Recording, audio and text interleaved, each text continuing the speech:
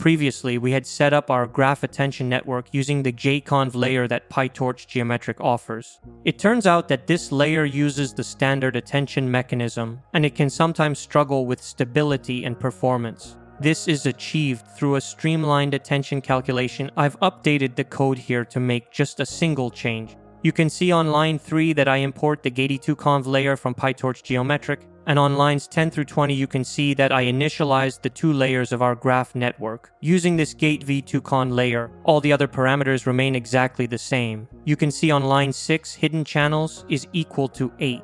Number of attention heads is equal to 8. This is what is used in the first layer. The second layer, of course, uses just a single attention head. The GATv2 layer uses a most sophisticated attention mechanism that has been proven to have better performance in the real world. When computing the attention, if you remember, we concatenate the node embeddings together. In the GATv2 layer, the weight matrix is applied after the concatenation, and the attention weight matrix is also applied after applying the leaky ReLU activation function. Essentially, the GATv2 layer changes the order of operations in the attention mechanism of the network, and this addresses some of the stability issues in the original graph attention layer and also leads to better performance. All of the other code remains the same. I'm not going to change any other code here. I'm simply going to execute the cells to take advantage of this new layer that we have in our get model. You can see here that I'm not changing any of the existing code used to visualize the output of the network or to train the model. Here's the same code used to train the model. This time we are using the revamp attention layer,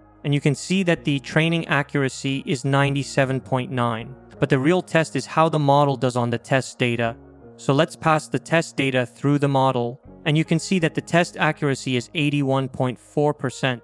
Let's see if we can get a better performance from our attention model by using the validation data and then choosing the model weights, which give us the best accuracy on the validation date. So let's go ahead and train the model and save the validation weights of the model with the best validation accuracy. After executing the model, the best validation accuracy that was determined will go ahead and load the best model state as well. And you can see that the best validation accuracy was about 82%. Let's see how this model performs on the test data.